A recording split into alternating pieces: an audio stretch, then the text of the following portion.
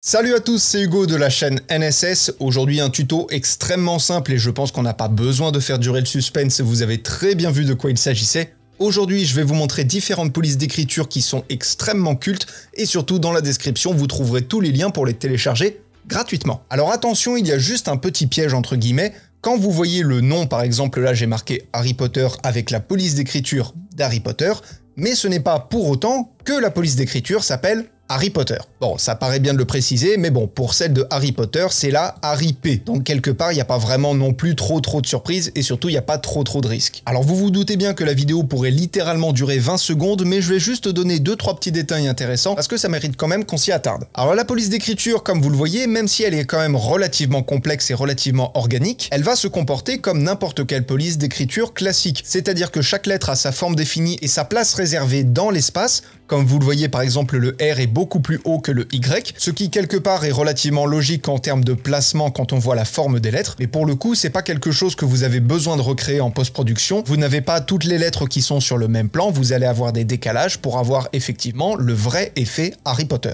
La deuxième police d'écriture, celle de Star Wars, c'est la Star Jedi. Comme quoi, il n'y a pas vraiment de hasard encore une fois, même si c'est pas la Star Wars tout court. Alors j'ai pris cette version-là, la version pleine, celle que je trouve le plus esthétique, mais dans les liens que vous retrouverez encore une fois dans la description, vous avez toutes les autres versions qui vont avec cette police d'écriture. Je pense notamment à celle qui n'a que les contours, même si ça, objectivement, on peut venir le recréer juste ici dans les options d'effet. La police d'écriture de GTA est probablement l'une de mes préférées, tout du moins surtout parce que j'avais fait déjà des tutos GTA, j'en ai fait deux, un sur le chargement de GTA V et un sur le chargement de GTA San Andreas. Je vous mets les liens en haut de l'écran. Et là, pour le coup, on n'a pas du tout un nom en rapport avec GTA, c'est simplement Price Down. Et chose intéressante, encore une fois, si je viens par exemple taper NSS, vous voyez que le N va venir se caler en dessous de la lettre suivante, ce qui, bien évidemment, est fidèle à la police d'écriture de GTA. Ça me paraît important de le préciser. Ensuite, bien évidemment, la police d'écriture de Pokémon, alors qui est un peu celle que j'aime le moins parce qu'elle fait un petit peu trop bâclée à mon goût en termes esthétiques. Après, c'est juste mon goût personnel. J'aime bien quand on a quelque chose d'un peu carré comme celle de GTA. Là, on a un côté beaucoup plus organique. Ça me plaît un peu moins.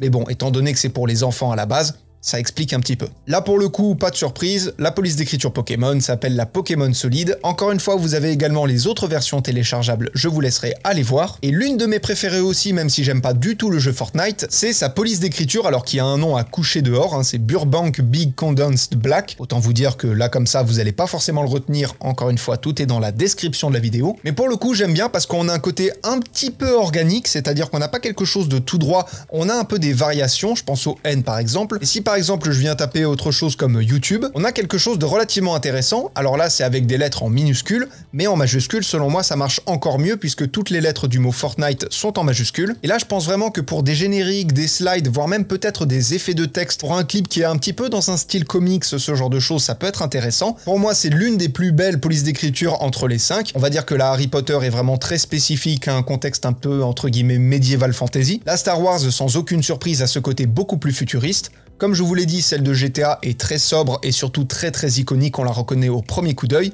Celle de Pokémon, c'est celle que j'aime le moins, je vous explique pourquoi. Et encore une fois, celle de Fortnite a vraiment cette esthétique moderne où on a quelque chose de relativement lisse, relativement sobre, sans pour autant rentrer dans du plan-plan, sans pour autant être complètement ennuyeux. Voilà, le tuto a duré un peu plus longtemps, mais parce qu'il y avait des informations que je voulais vous donner, parce que ça me paraissait important d'éclaircir certaines choses, et surtout, ça vous explique pourquoi on utilise telle ou telle police d'écriture. À mon sens, c'est assez important de comprendre le pourquoi du comment. Et en attendant de reparler de typographie hyper connue, apprenez, utilisez et progressez dans vos montages. Je vous l'ai pas mal rappelé ces derniers temps, mais c'est important. Dans la description de la vidéo, vous avez tous les liens vers les plateformes d'Artlist qui vont vous permettre vraiment de passer vos projets à un autre niveau, que ce soit en termes de musique, en termes d'effets sonores, en termes de plans, en termes de plugins, en termes de templates. Vous avez tellement de choses, vous avez plusieurs centaines de milliers, voire millions, il me semble, millions de ressources. Ce serait quand même bête de passer à côté. Perso, j'utilise quasiment dans tous mes projets maintenant pour les projets pro. C'est quelque chose dont je peux vraiment plus me passer pour de vrai. Enfin bref, allez voir tout ça, c'est également dans la description. Je vous fais des bisous et à plus.